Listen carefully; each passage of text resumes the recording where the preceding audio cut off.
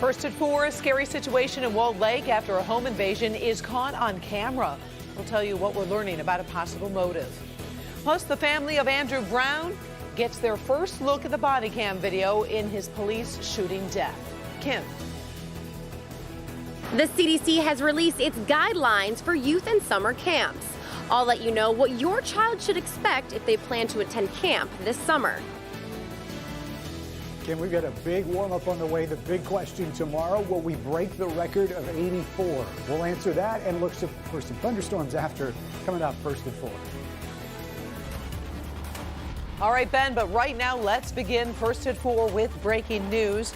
Good afternoon, I'm Karen Drew. The census results are in, and the state's lagging population growth over the past decade will cost the state a U.S. House seat. The U.S. Census Bureau listed the state's 2020 apportionment population at over 10 million, leaving Michigan with 13 congressional seats. Now we're gathering reaction, and we'll have more for you on this tonight at 5. Meantime, in other news, an early morning home invasion in Walled Lake is caught on camera.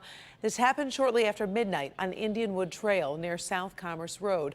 A mom and her 2 children were home when a group approached that house. Police say the group beat down the doors, used racial slurs, and said they were going to kill them. We're told the mother fired a shot at the group but missed, hitting the family's truck. Her husband describes what he heard on the phone as he was talking with his wife as this occurred. Well, I get the phone call, and I can hear everything on the phone. I can hear them banging, kicking in the door, or banging it down, whatever they were doing. You know, I hear the bangs and all that. Then I hear the guys saying, you know, I'm going to kill you, you know, the N-word and all that. 2 men and a woman are in custody at this hour. Charges could come as early as tomorrow. We're following this closely. Detroit police investigate a deadly crash on the city's west side. Happened overnight near Grand River and Oakfield. Police say one of the drivers crashed into another car, causing it to catch fire. 2 men died at the scene. Troy-based Flagstar Bank is said to be bought by a New York bank in a blockbuster deal. New York Community Bank Corp plans to buy Flagstar for $2.6 billion. The combined bank would be headquartered in New York with regional headquarters in Troy. Now, once the purchase is completed, the company will have more than $87 billion in assets and 394 branches in 9 states. The all-stock deal is expected to close by the end of the year. All right, now to the latest on the coronavirus as new cases have slowed over the past 10 days. The state reports 6,524 new cases. That is a 2-day total from Sunday and today. Sadly, we did lose 35 Michiganders to the virus. On the vaccine front, Meijer is now offering limited walk-up vaccinations at all of its stores in the state. Officials say about a minimum of 100 doses of vaccines will be available per week. We may soon see new guidance when it comes to wearing masks outdoors. Sources telling NBC News President Biden is expected to announce CDC guidance on the subject. That could happen as early as tomorrow. Now, however, the source cautioned the final recommendations are still being finalized, and there will likely be guidance for those who are fully vaccinated versus those who are not. Meantime, the CDC has issued new guidance when it comes to kids and summer camps. The agency says children should be kept in pods where they should be at least 3 feet apart from each other. Today, Kim DeGiulio spoke with the Metro Detroit camp and what they're doing to prepare. Last year, many youth and summer camps made the tough decisions to either cancel or go virtual. This year, many of those camps will be in person, and now the CDC has come out with new guidelines on what in-person youth and summer camp should look like to keep your child safe. While many people will be vaccinated by this summer, COVID-19 still remains as a big threat to children as no vaccine has been approved for anyone under the age of 16. This is why the CDC says in-person youth summer camps will still need strict guidelines. Paula Romano is the director of the Roper Summer Camp in Bloomfield Hills. Last year was all online, but when camp starts on June 28th, it will be in person. So camp is running very similar to what the CDC has recommended. We're running in small cohorts of 15 to 16 students with 2 or 3 staff members that will be dedicated to those groups. She knows there will likely be instances where campers come to camp with COVID-19, which is why following the CDC guidelines will be crucial to keep camp running. When you have the kids in cohorts, you only have to quarantine that cohort versus shutting all of camp down because you won't have had direct contact. She also says majority of the Roper summer camp will be outdoors where COVID-19 is less of a threat. Mask and social distancing will also be enforced. We're even playing dodgeball, but the kids have sort of designated areas for them to be in and move about in so that they keep their distance. Another thing to expect this summer is limited openings at summer camp. Paula says typically they can accept 430 campers. This year, they're capping it at just 300. For a full list of the CDC guidelines, we've posted it on our website, clickondetroit.com. I'm Kim DeGiulio, Local 4. All right, thank you very much, Kim. The Roper Summer Day Camp said they will be encouraging their staff members to get vaccinated if they aren't already. They plan to train the counselors in smaller groups to keep up with social distancing. After a cold stretch, warmer temps are headed to Metro Detroit, so let's send it over to Ben for our first look at the forecast. It's going to be a nice one. Yeah, Karen, it's the way we started out the month, and we've been waiting to get back to this point ever since. We got the sunshine out there, which looks nice, but man, those temperatures still well below average for this time of year.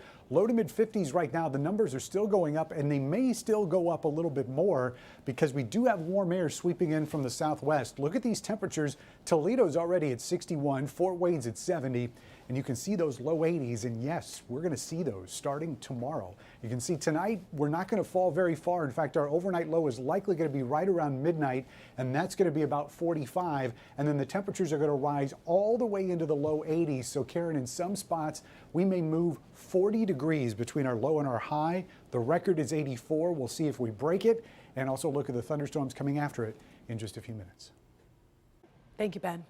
The Supreme Court is set to enter the gun rights debate for the first time in more than a decade. The High Court agreed to hear a challenge backed by the NRA to New York State's restrictions over people carrying concealed guns in public. Now, currently, New York bans carrying a handgun openly, and if anyone is looking for a license for concealed carry, must demonstrate a special need. The decision comes as President Biden faces pressure from activists to take action to limit the availability of high-powered rifles. The Department of Justice has launched an investigation into the Louisville Metro Police Department and the local governing body. U.S. Attorney General Merrick Garland made the announcement today and then outlined what agents will be looking for in that investigation that mirrors one opened last week into the Minneapolis Police Department. If violations are found, the Justice Department will aim to work with the city and police department to arrive at a set of mutually agreeable steps that they can take to correct and prevent unlawful patterns or practices.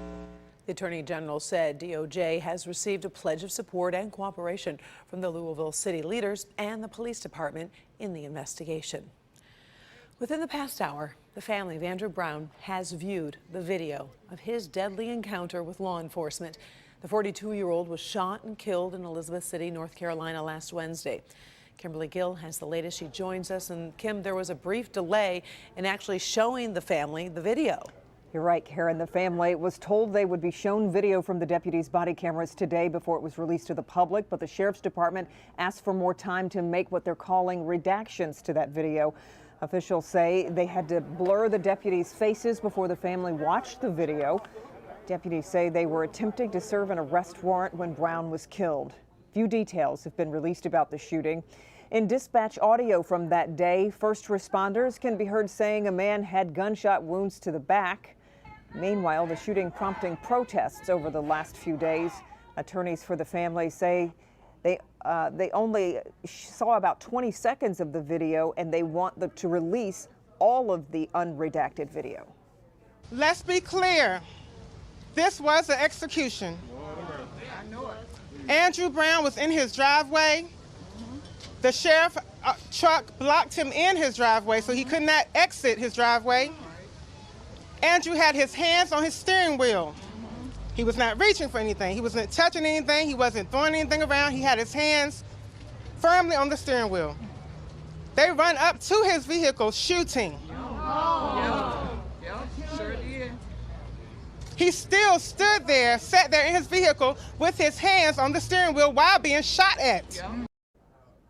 The county attorney says the redactions are done to protect an active internal investigation in accordance to state law. Elizabeth City has declared a state of emergency this morning amid concerns that the video's release could cause civil unrest. We'll have more from North Carolina when you join us for the news at 5. Until then, Karen, we'll send it back to you. All right. Thank you, Kim. Sure. Still to come first at 4. As if you need another reason to order Chick-fil-A, the fast food chain adding a popular drink to its menu. But at first, a look at stories making headlines across the world this Monday. India is dealing with a second coronavirus surge. Find out what the U.S. is doing to help. After more than a year of wearing masks and staying apart, we all wish the pandemic would just end. The good news is now we have a powerful new tool in the fight, vaccines. But tools only work if you use them. Get the facts about the vaccine. What's a reverse fundraiser? The idea a bunch of junior high kids had to help the restaurants that are struggling during this pandemic. Tomorrow morning on